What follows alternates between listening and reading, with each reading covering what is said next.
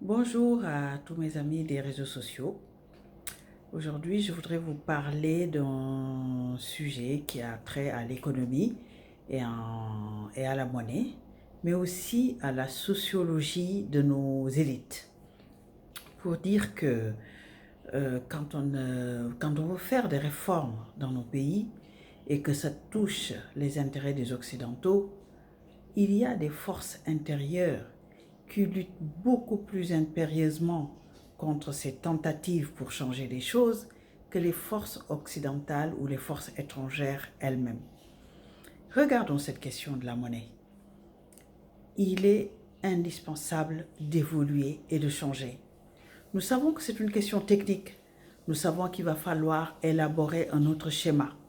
Nous savons aussi que nos chefs d'État, on ne peut pas tout à fait leur faire confiance pour bien gérer.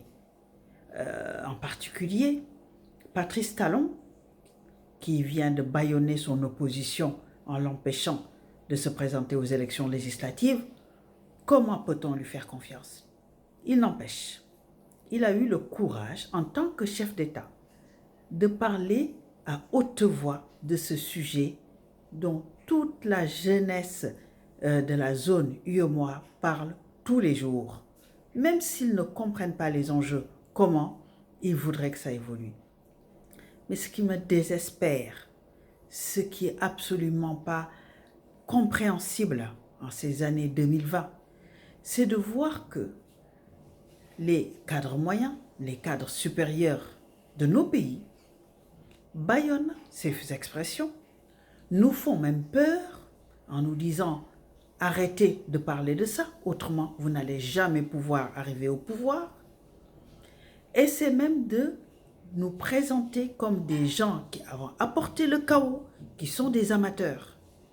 Alors je dis comme Sankara, quand il voulait faire des réformes, il disait, il avait moins peur des forces étrangères qui aliénaient son économie que des forces intérieures qui, quand ils n'ont pas leur champagne pour certains, leur vernis à ongles pour les autres, sont prêts à sacrifier le président pour garder leur mode de vie.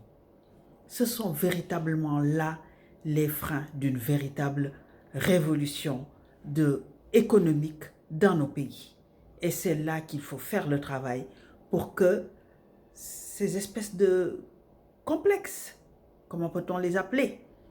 Sinon, c'est un complexe inné, pratiquement génétique, soit dépassé pour que le verrou soit levé. Je vous remercie.